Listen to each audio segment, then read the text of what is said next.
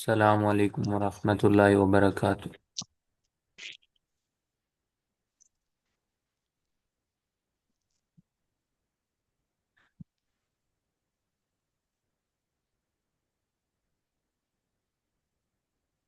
بسم اللہ الرحمن الرحیم، الحمد للہ وحدہ والصلاة والسلام علی من لا نبی بعد، رب اشرح لی صدری ویسر لی امری واحلل عقدۃ من لسانی یفقهوا قولی، رب زدنی علما، رب یسر ولا تعسر وتمم بالخیر وبک نستعین یا فتاح یا فتاح یا فتاح۔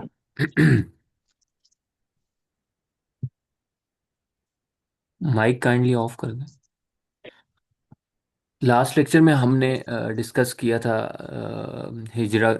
6 ہجری ایئر میں جو صلح حدیبیہ ہوا، مسلمانوں اور مشرکین کے درمیان ایک بہت زبردست عظیم الشان معاہدہ طے پایا، اور اس معاہدے کے نتیجے میں جو ہے وہ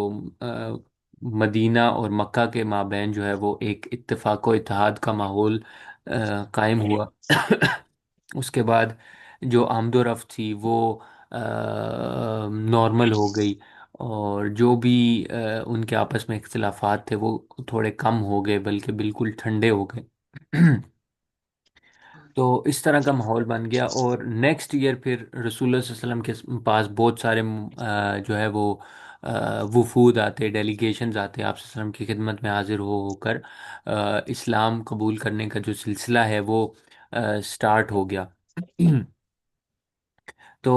اس کے نیکسٹ ایئر پھر 7ویں ہجری کے 7ویں سال میں رسول اللہ صلی اللہ علیہ وسلم نے دنیا کے مختلف جو حکمران تھے، جو بادشاہ تھے مختلف علاقوں کے، ان کو آپ صلی اللہ علیہ وسلم نے خطوط لکھنا شروع کر دیے دعوت کے لیے، اسلام کی طرف بلانے کے لیے۔ اور آپ صلی اللہ علیہ وسلم ان میں جتنے بھی جو بادشاہ تھے، کیسر و کسریٰ تھے، روم کے بادشاہ تھے، فارس کے بادشاہ تھے، یا آس پاس کے جتنے بھی حکمران تھے، ان سب کو خطوط لکھنا شروع کر دیے۔ 8ویں ہجری سال کے شروع میں، جمادی الاول میں، یہ ہوا کہ رسول اللہ صلی اللہ علیہ وسلم نے شام کی طرف اپنے جو سفیر ہیں، جو گورنر ہیں، شرحبیل بن عامر غسانی، سوری، حارث بن عمیر ازدی، ان کو شام کی طرف بھیجا۔ تو شام کا جو گورنر تھا شرحبیل شرحبیل بن عمر غسانی، اس نے رسول اللہ علیہ وسلم کے ان سفیر کو، اس پیغام رساں کو، اس قاصد کو جو ہے وہ اس نے شہید کر دیا۔ آپ صلی اللہ علیہ وسلم کو جب خبر ہوئی تو آپ صلی اللہ علیہ وسلم نے فوراً صحابہ کی جماعت تیار کی، اور آپ صلی اللہ علیہ وسلم جو ہے وہ شام کی طرف، یعنی موتا کے مقام پر، یعنی یہ جس طرف شام آتا ہے، یعنی مدینہ کے نارتھ پہ، تو اس طرف جو ہے وہ آپ صلی اللہ علیہ وسلم نے لشکر کشی کی، اور ان کے خلاف جو ہے باقاعدہ، بلکہ آپ صلی اللہ علیہ وسلم نے لشکر کشی نہیں کی، آپ صلی اللہ علیہ وسلم نے حضرت زید بن حارثہ رضی اللہ عنہ کی قیادت میں تقریباً 3,000 صحابہ کا جو لشکر تھا وہ بھیجا،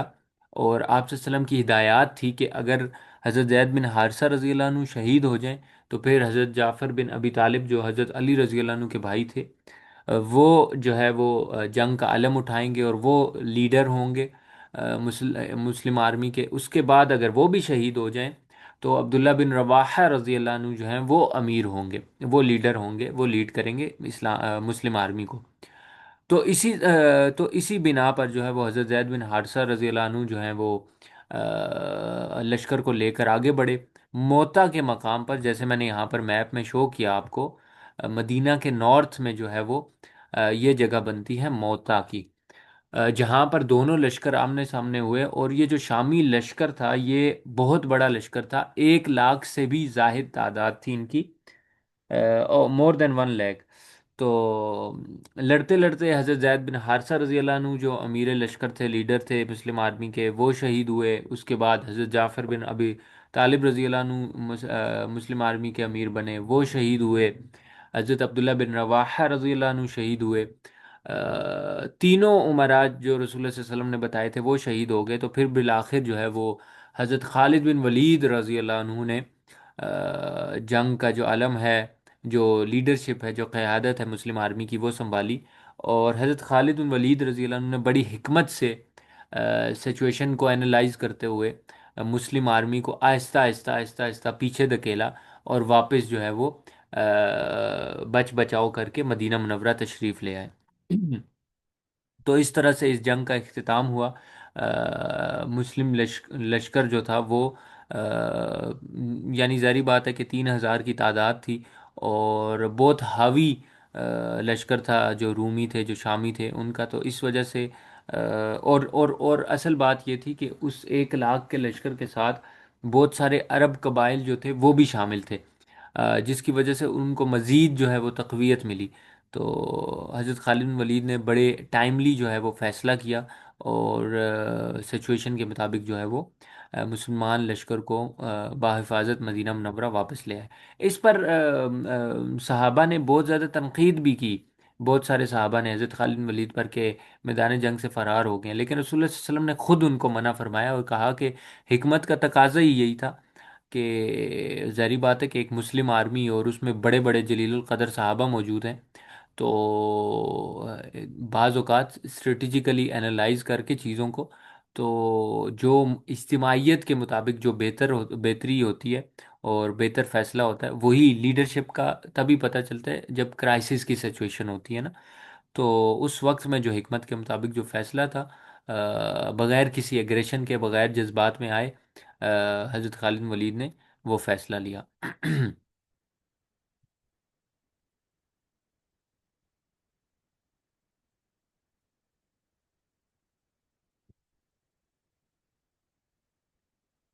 اس کے بعد ایک بہت اہم پیش رفت ہوئی، اور جو معاہدہ ہوا تھا نا بیسیکلی مسلمانوں کا مشرکین کے ساتھ صلح حدیبیہ میں، تو اس میں ایک شک جو بہت اہم تھی، جو بہت امپورٹنٹ شک تھی، وہ یہ تھی کہ 10 سال تک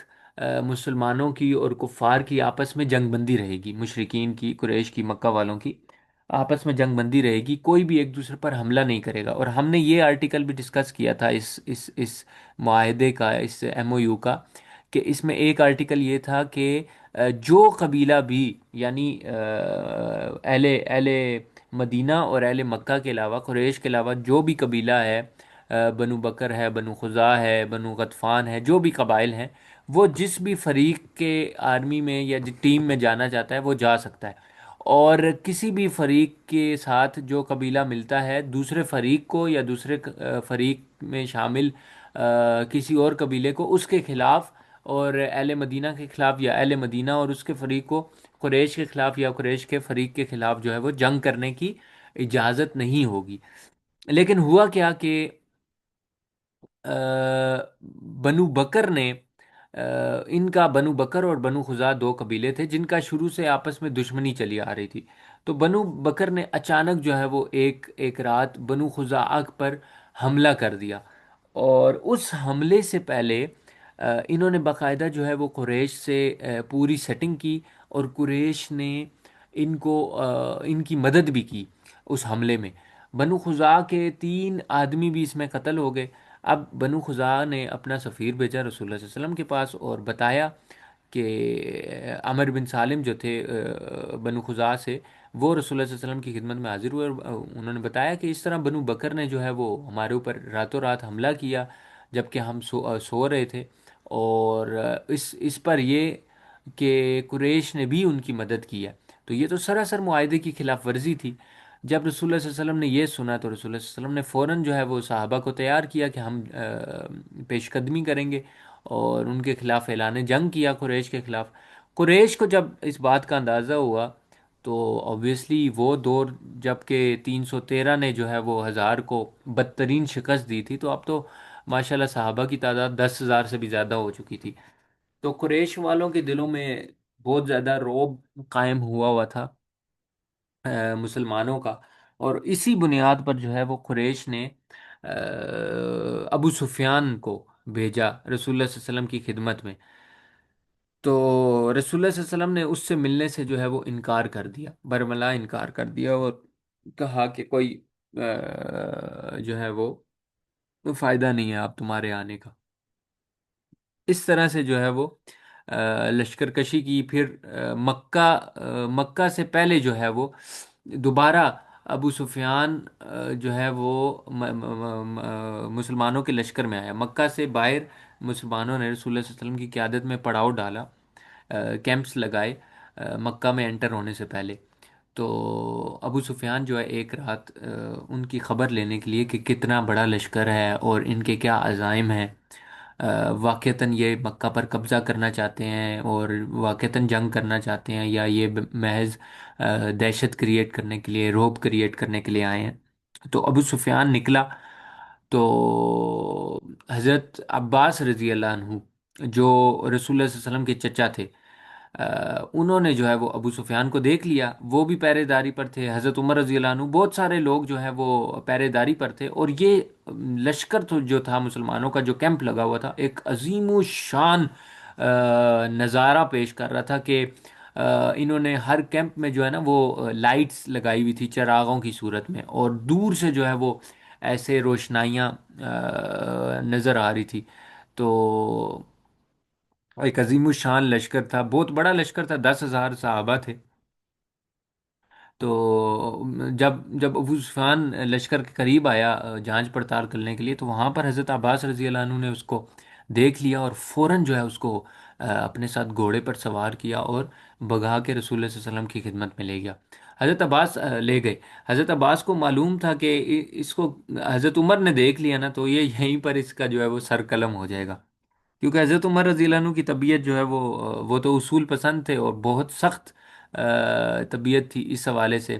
اسلام کے اصولوں کی اس پہ ڈٹ جانے والے تھے، اسی لیے ان کا لقب جو ہے نا فاروق ہے، کہ حق اور باطل میں امتیاز کرنے والا۔ تو حضرت عباس رضی اللہ عنہ جو ہیں وہ ابو سفیان کو فوراً لے کر گئے۔ ابو سفیان نے معافی مانگی وہاں پر رسول اللہ صلی اللہ علیہ وسلم سے، اور حضرت عباس رضی اللہ عنہ نے ان کی سفارش کی، رسول اللہ صلی اللہ علیہ وسلم نے ان کو معاف بھی کیا، اور حضرت عباس نے یہ بھی سفارش کی کہ اے اللہ کے رسول، اب یہ قریش کا چونکہ سردار ہے تو آپ کی خدمت میں حاضر ہوا ہے، تو اس کا اکرام کریں نا، اس کی عزت افزائی کریں اور اس کے بارے میں جو ہے وہ آپ امان کا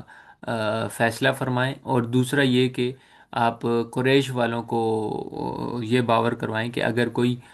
بھی جو ہے وہ اپنے گھر میں پناہ لے گا یا ابو سفیان کے گھر میں پناہ لے گا، تو مسلمان جو ہیں اس کو نقصان نہیں پہنچائیں گے۔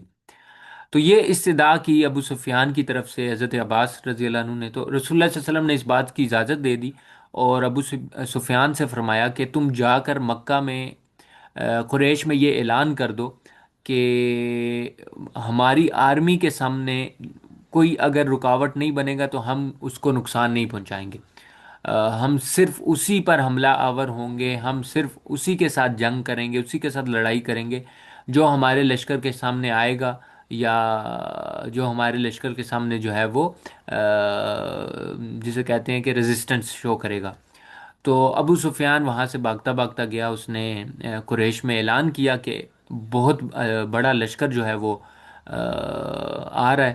اور میری طرف سے یہ اعلان ہے کہ جو میرے گھر میں یا اپنے اپنے گھر میں خود کو بند کر کے جو ہے وہ خود کو بند کر لے گا، تو اس کو یہ لشکر کوئی نقصان نہیں پہنچائے گا،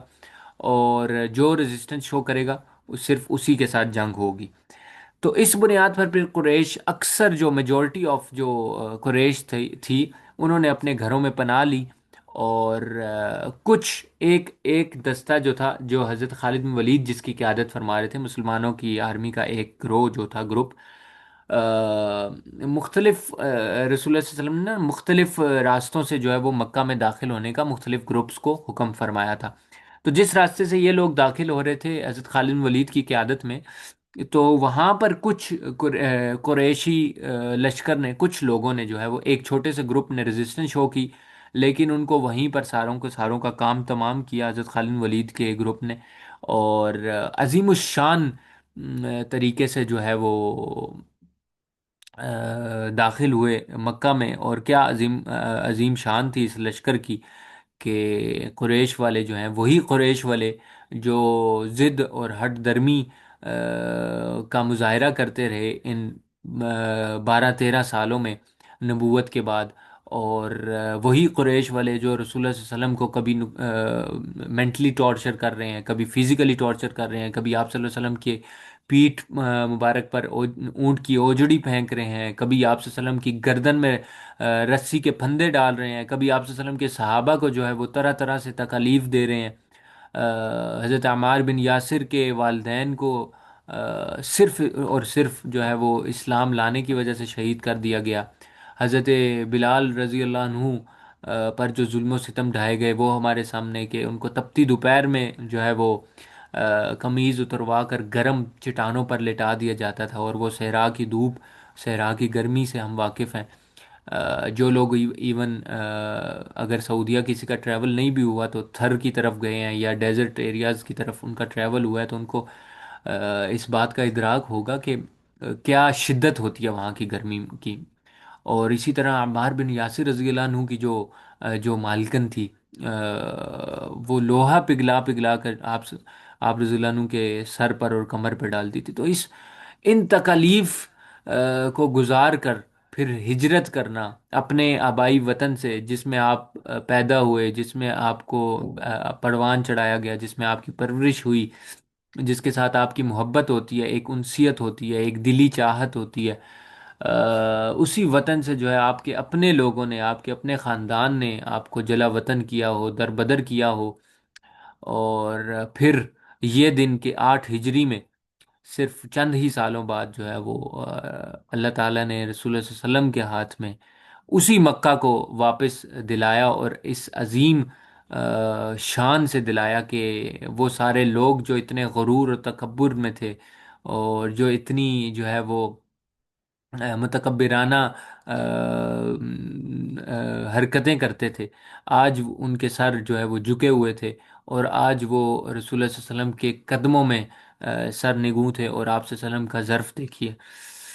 اس موقع پر بھی آپ صلی اللہ علیہ وسلم کا ظرف دیکھیے، کمال آپ صلی اللہ علیہ وسلم رحم دلی کا، اور انا ارسلنا کا رحمت للعالمین کا جو ہے وہ مظاہرہ پیش کرتے ہیں، اور تمام مشرکین کے لیے، تمام کفار کے لیے عام معافی کا اعلان فرماتے ہیں۔ تو یہ وہ نبی ہے جو خاتم النبیین ہے، جو افضل النبیین ہے، جو تمام انبیاء کا سردار ہے، اور اس امت کے لیے اور اس پوری دنیا کے لیے اور تمام جہانوں کے لیے جس کو رحمت للعالمین بنا کر بھیجا گیا، کہ جب طاقت اور قوت اس کی ہاتھ میں دی گئی، جب پورے کا پورا وہ مکہ اور اس کی بادشاہت جو ہے وہ اس کے ہاتھ میں دی گئی، تو اس نے کیا کمال مثال قائم کی کہ بجائے ان دکھوں کا، ان تکالیف کا، جس کا وہ حق رکھتا تھا بدلہ لینے کا، لیکن اس نے عام معافی کا اعلان کیا، اور اس کے نتیجے میں پھر میجورٹی جو لوگ تھے وہاں کے، قریش کے آس پاس کے قبائل، اس عظیم الشان رحم دلی کو، اس عظیم الشان ظرف کو دیکھ کر جو ہے وہ جوک در جوک اسلام میں داخل ہوئے۔ تو یہ واقعہ تھا پورا فتح مکہ کا، اور یہ اوبویسلی جو ہے مدینہ سے ساؤتھ کی جانب مکہ ہے، جہاں سے آپ صلی اللہ علیہ وسلم نے ہجرت کی، اور یہ مختلف راستے دکھائے ہوئے ہیں جہاں سے مختلف گروہوں کو رسول اللہ صلی اللہ علیہ وسلم نے جو ہے وہ انٹرنس کرنے کی کا حکم فرمایا تھا۔ قیس بن سعد بن عبادہ رضی اللہ عنہ کے قیادت میں لشکر ہے، یہاں پر رسول اللہ صلی اللہ علیہ وسلم کا لشکر تھا، ابو عبیدہ بن جراح کا لشکر، زبیر بن عوام رضی اللہ عنہ کا لشکر، اسی طرح خالد بن ولید رضی اللہ عنہ کا لشکر جو تھا وہ یمن کی طرف سے پیچھے سے ہو کے عرفات کے راستے سے داخل ہوا۔ تو یہ فتح مکہ تھی، اور اس موقع پر اللہ تعالیٰ نے جو ہے وہ یہ آیت بھی، یہ سورت بھی نازل فرمائی، سورہ نصر، اذا جاء نصر اللہ والفتح، کہ جب آ گئی اللہ کی مدد اور فتح، تو وَرَأَيْتَ النَّاسَ يَدْخُلُونَ فِي دِينِ اللَّهِ أَفْوَاجًا، اور تم دیکھتے ہو لوگوں کو کہ وہ گروہ در گروہ اور فوج در فوج جو ہے وہ اسلام میں داخل ہو چکے ہیں۔ فَسَبِّحْ بِحَمْدِ رَبِّكَ، پھر بس اپنے رب کی پاکیزگی اور بڑائی اور تسبیح بیان کرو، وَاسْتَغْفِرْهُ اور إِنَّهُ كَانَ تَوَّابًا، اور اس سے استغفار کرو۔ تو یہ آپ صلی اللہ علیہ وسلم کی جو ہے وہ رحلت کی طرف، آپ صلی اللہ علیہ وسلم کی اس دنیا سے کوچ کرنے کی طرف بھی ایک طرح سے اشارہ تھا، کہ اب تقریباً جو ہے وہ آپ صلی اللہ علیہ وسلم کی جو آپ صلی اللہ علیہ وسلم کا فرض تھا، جو آپ صلی اللہ علیہ وسلم کی ذمہ داری تھی، جو رسپانسبلٹی تھی اللہ تعالیٰ کا دین اور اللہ تعالیٰ کا پیغام لوگوں تک پہنچانے کی، آپ صلی اللہ علیہ وسلم نے وہ کر دیا۔ تو اس کے بعد سورہ نصر نازل ہوئی، اور آپ صلی اللہ علیہ وسلم کو یہ ارشادات وارد ہوئے کہ اب جب کہ آپ نے اپنی ذمہ داری پوری کر دی ہے تو بس اب اللہ کی تسبیح بیان کریں اور اس سے استغفار کریں۔ تو یہ خیر آخری اوائل میں آپ صلی اللہ علیہ وسلم کی زندگی کے آخری دنوں میں یہ جو سورہ فتح ہے، وہ سورہ نصر ہے، وہ نازل ہوئی تھی۔ اس کے بعد یہ جو واقعہ ہے پورا فتح مکہ کا، یہ تقریباً رمضان میں ظاہری بات ہے کہ فتح حاصل ہوئی، اور اس کے بعد شوال میں آ، ایک ایک غزوہ پیش آتا ہے حنین میں۔ بیسیکلی حنین کا جو مقام ہے وہ مکہ سے تھوڑا سا یہ جو ویسٹ بنتا ہے، سوری ایسٹ بنتا ہے، اس طرف آتا ہے وادی حنین کا مقام۔ اور اس جگہ پر جو ہے وہ مسلمانوں میں اور حنین کے لوگ جو طائف کے اکثر لوگ تھے ان کے درمیان جو ہے وہ ایک لڑائی پیش آئی، اور ہوا یہ کہ دو قبیلے تھے بیسیکلی۔ جب انہوں نے دیکھا، حوازن اور بنو ثقیف، انہوں نے دیکھا کہ اسلام جو ہے بڑی شان و شوکت سے جو ہے وہ مکہ میں داخل ہو چکے ہیں مسلمان، اور اسلام کا غلبہ ہو چکا ہے، تو انہوں نے کہا کہ اب ظاہری بات ہے ہماری طرف بھی یہ لوگ آئیں گے۔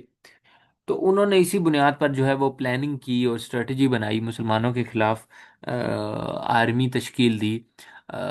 کہ ہم جو ہے وہ مسلمانوں پر چڑھائی کریں گے۔ تو ان کا جو سپہ سالار تھا، ان کا جو لیڈر تھا، وہ تھا مالک بن عوف نصری۔ اور یہ جو ہے نا وادی اوتاس، وادی اوتاس حنین کے قریب وادی اوتاس نامی ایک جگہ تھی، وہاں پر انہوں نے اپنی آرمی کو جمع کیا۔ تو رسول اللہ صلی اللہ علیہ وسلم کو جب خبر ہوئی، رسول اللہ صلی اللہ علیہ وسلم نے اپنا لشکر کو لیا۔ لشکر میں کون تھے؟ 10,000 وہ صحابہ تھے جو آپ صلی اللہ علیہ وسلم کے ساتھ مدینہ سے تشریف لائے تھے مکہ، اور فتح مکہ ہوئی اس کے بعد، اور 2,000 تقریباً جو نئے مسلمان ہوئے تھے مکہ والے وہ لوگ، تو تقریباً 12,000 مسلم آرمی تھی۔ تو پہلے حملے میں تو کیا ہوا کہ جیسے ہی مسلمان حنین کے مقام پر پہنچے تو انہوں نے جو ہے نا تیر اندازی، بڑے یہ تگڑے اور بڑے ماہر بڑے کمپیٹنٹ اور ایکسپرٹ جو ہے وہ تیر انداز تھے، تیر اندازی میں بہت ماہر تھے۔ تو انہوں نے خوب تیر اندازی کی مسلمانوں کے لشکر کے اوپر، اور بڑی ایک ایک طرح سے ایک سیٹ بیک ملا مسلمانوں کو شروع میں، لیکن مسلمانوں نے اپنے آپ کو گیدر کیا واپس اپنی آرمی کو، اور ان پر تابڑ توڑ جو ہے وہ حملہ کیا، بہت برے طریقے سے جو ہے وہ حملہ کیا، اور اتنا شاندار حملہ کیا کہ یہ لوگ وہاں سے جو ہے وہ بھاگ کھڑے ہوئے، اور بھاگ کر جو ہے وادی حنین سے یہ جہاں پر بیسیکلی جنگ ہوئی تھی، یہاں سے بھاگ کر پھر یہ واپس جو ہے وہ طائف کی طرف چلے گئے۔ یہاں جو ہے اس میں ایک چیز یہ جو شروع کی جو تیر اندازی تھی، جو ایک سیٹ بیک ملا، وہ علماء نے لکھا ہے، اور اللہ تعالیٰ نے سورہ توبہ میں اس کا ذکر بھی کیا ہے۔ اللہ تعالیٰ نے ان الفاظ سے ذکر کیا ہے۔ بیسیکلی ہوا یہ تھا کہ صحابہ نے نا صحابہ کے دل میں ایک یہ بات یا وسوسہ کہہ لیں کہ شیطان کی طرف سے یہ آ گیا تھا کہ ہم تو کم ہوتے تھے تو ایک اتنا زبردست مقابلہ کرتے تھے ان مشرکین کے ساتھ، اور ان کو شکست دے دیتے تھے، تو آج تو ہم تعداد میں بھی بہت زیادہ ہیں، مالی اسباب اور ظاہری اسباب جو ہیں ہمارے پاس، ریسورسز کی کمی نہیں ہے۔ تو یہ ایک طرح سے ایک عجب اور ایک اپنی جو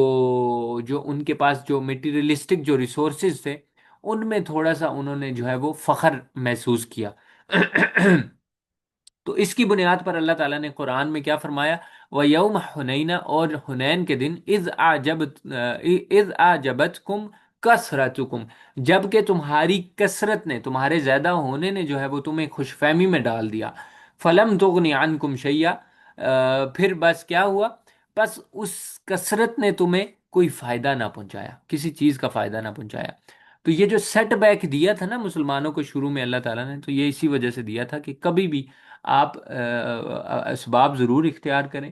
آپ جتنے بھی ریسورسز ہیں ان کو ضرور یوٹیلائز کریں، اور ظاہری بات ہے کہ اللہ تعالیٰ نے ہی اس کا حکم دیا ہے، وَأَعِدُّوا لَكُم مَّا اسْتَطَعْتُم من القوہ ورباط الخیل، اور مطلب مفہوم یہ ہے کہ جنگ کی تیاری کرو، ٹھیک ہے، دشمنوں کے خلاف ان پر روب ڈالنے کے لیے جو ہے وہ مال و اسباب اکٹھا کرو، گھوڑے تیار کرو اچھے اچھے، اور آج کے دور میں جو بھی ریسورسز وار کے لیے یوز ہوتے ہیں تو اس کی تیاری کرو، لیکن ان ریسورسز کے جمع کرنے کے باوجود جو اینڈ آف دی ڈے جو آپ کا یقین ہے نا وہ اللہ تعالیٰ کے اوپر ہونا چاہیے، اللہ کی قدرت کے اوپر ہونا چاہیے،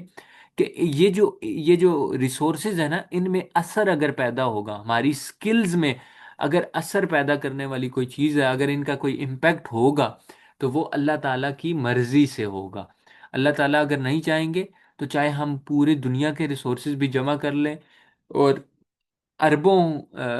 مسلمان ہوں، لیکن اللہ تعالیٰ نہیں چاہیں گے تو ان کے خلاف جو ہے وہ ہم کچھ بھی نہیں کر پائیں گے۔ تو یہ صرف اللہ تعالیٰ جو ہے ان صحابہ کو اور ڈیفینیٹلی ہم عام مسلمانوں کو جو ہے وہ اس موقع پر یہ لیسن جو ہے وہ دینا چاہ رہے ہیں کہ ہمیشہ جو ہے وہ ریسورسز پر آپ نے ظاہری بات ہے ان کو یوز کرنا ہے، یوٹیلائز کرنا ہے، تیاری کرنی ہے، لیکن ریسورسز پر مکمل انحصار کر لینا یعنی بس ٹھیک ہے یہی ریسورسز ہمیں کافی ہوں گی، تو یہ مسلمانوں کا کم از کم مسلمانوں اور کفار کے جہاد میں اور لڑائی کرنے میں یہی فرق ہے کہ مسلمان چاہے جتنے بھی ریسورسز ہوں ان کا جو الٹیمیٹ جو ذہن میں جو عقیدہ ہوتا ہے وہ یہ ہوتا ہے کہ ہمیں نصرت جو ہے اللہ کی آئے گی تبھی ہم کامیاب ہو سکتے ہیں۔ تو یہی فرق ہے کہ جب کہ کفار جو ہے وہ سوچتے ہیں اور اپنی اپنی جو ظاہری مال و اسباب ہے اس میں تکبر کرتے ہیں اور کہتے ہیں کہ آج تو ہم پر زمین پر ہم سے زیادہ کوئی حاوی نہیں ہے، کوئی بڑا نہیں ہے، تو اس وجہ سے جو ہے ان کے غرور کا ان کو جو ہے وہ نقصان اٹھانا پڑتا ہے۔ تو یہ بہت بڑا لیسن جو ہے وہ ہمیں ملتا ہے آج بھی اپنی انڈیویجول لائف میں بھی، اپنی اجتماعی زندگی میں بھی، اور اس سے ہٹ کر پھر جنگ میں بھی، اسٹیٹ لیول کے اوپر بھی اس چیز کو اپنانا چاہیے، اپلائی کرنا چاہیے کہ ہمیں غرور اور تکبر اپنے اندر، اپنی سکلز میں، اپنی مہارتوں میں غرور اور تکبر سے بچنا چاہیے، ان کو یوٹیلائز ضرور کریں، اپنے اندر کانفیڈنس ضرور ہو، ٹھیک ہے، اس کو ہم نے کنفیوز نہیں کرنا، اپنی سکلز کے اوپر، اپنی اپنی جو مہارات ہیں، ہمارا جو ٹیلنٹ ہے اس کے اندر کانفیڈنس ہمیں ضرور ہونا چاہیے تاکہ ہم پرفارمنس دے سکیں، لیکن اس کے اوپر غرور، تکبر، فخر، عجب کہ میرے جیسا کوئی نہیں ہے، ٹھیک ہے، اور میں تو جناب علی اپنی وہ اصل میں یہ ہوتا تھا نا، رسول اللہ صلی اللہ تعالیٰ قرآن میں مشرکین کا جو ہے نا طرز عمل بیان کرتے ہوئے فرماتے ہیں کہ ان کو جب کوئی خوشی پہنچتی ہے تو کہتے ہیں کہ یہ تو ہمارا کیا ہوا ہے، ٹھیک ہے، یہ تو ہماری وجہ سے ہمارا کارنامہ ہے، اور ان کو جب کوئی دکھ پہنچتا ہے تو یہ مسلمانوں کو کوسنے لگتے ہیں۔ تو یہ والی چیز نہیں ہونی چاہیے ہمارے اندر، اگر کوئی ہم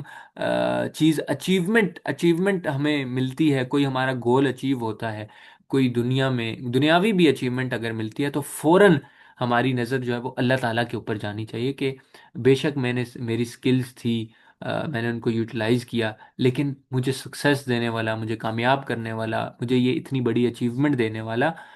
جو ہے وہ اللہ تعالیٰ ہے، ٹھیک ہے، اللہ کی مرضی سے یہ ہوا ہے، تو فوراً اللہ تعالیٰ کے شکر بجا لانا چاہیے، لَئِن شَكَرْتُمْ لَأَزِيدَنَّكُمْ، اگر تم میرا شکر کرو گے تو میں تمہیں اور زیادہ دوں گا۔ تو شکر کرنا جو ہے وہ بہت ضروری ہے نعمتوں پر، اور تکبر اور غرور سے بچنے کا طریقہ بھی یہ ہے کہ جب بھی کوئی نعمت حاصل ہو، جب بھی کوئی اچیومنٹ حاصل ہو تو فوراً دھیان جو ہے وہ اللہ تعالیٰ کی طرف کہ اللہ تعالیٰ کی عطا ہے یہ، میرا اس میں کوئی کردار نہیں ہے، ٹھیک ہے۔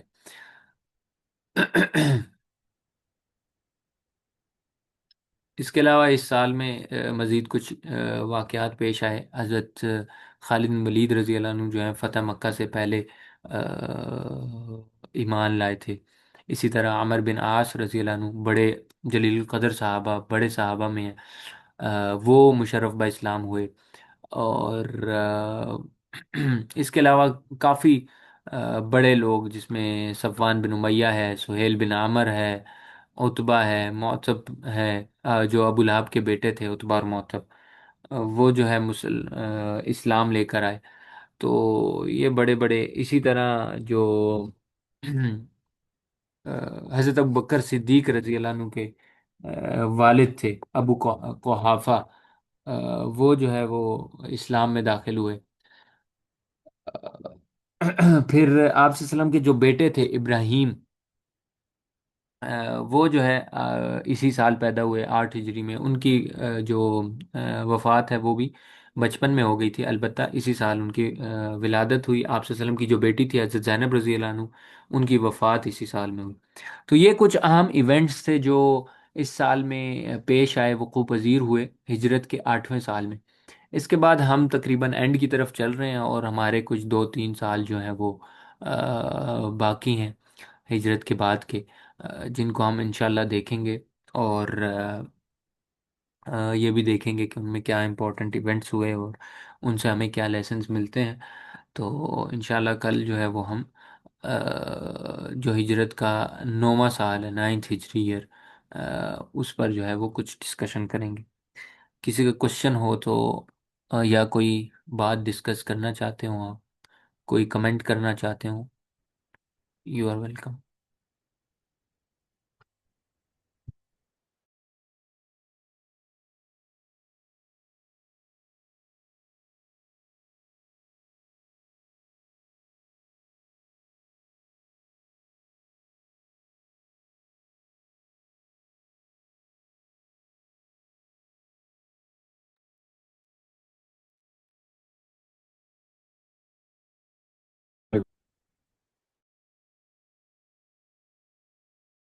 جی عاشر، آپ کچھ کہنا چاہ رہے ہیں؟ جی جی، میں یہ کہہ رہا تھا کہ میں نے کافی جو ہے نا کلاسز مس کر دی تھی اور کافی لیٹ جوائن کیا تھا، تو آپ رمضان کے بعد بھی یہ کنٹینیو رکھیں گے فرام دا اسٹارٹ اگین؟ یہ ایکچولی یہ والا جو کورس ہے نا، پرٹیکولرلی یہ سیرا کورس پرٹیکولرلی ڈیزائن کیا تھا میں نے رمضان کے لیے نا، 30 days کا کورس۔ جی جی جی جی جی تو اس کے بعد یہ ہوتا ہے کہ ہم اس بات پہ سوچ رہے ہیں کہ مکمل جو سیرت ہے نا،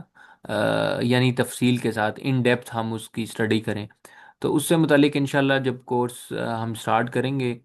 تو پھر میں آپ کو لوپ میں لے لوں گا انشاءاللہ، ٹھیک ہے؟ اس پر ہم ابھی غور کر رہے ہیں کہ اس کی کیا جو ہے وہ ترتیب ہونی چاہیے، اور اس میں کیا چیزیں، تو اس پہ میں کام کر رہا ہوں انشاءاللہ نا، کیونکہ سیرت ان ڈیپتھ پڑھنا یہ تو بیسیکلی اس کورس کا مقصد، یہ جو رمضان میں کورس کروا رہا ہوں، اس کا مقصد بیسیکلی یہ تھا کہ بس ہم ایٹ لیسٹ سیرت سے شناسائی حاصل کر لیں، اور ایٹ لیسٹ ہمیں یہ سمجھ آ جائے کہ رسول اللہ صلی اللہ علیہ وسلم کی زندگی میں ڈفرینٹ جو مراحل آئے اور ڈفرینٹ جو واقعات ہوئے، ان کی ایک ترتیب، ایک ذہن میں ایک نقشہ بن جائے، اور ایک میپ، ہم ایک آؤٹ لائن ہمیں جو ہے وہ یاد ہو جائے۔ اور خاص طور پر جو ہمارا فوکس تھا اس پورے کورس میں،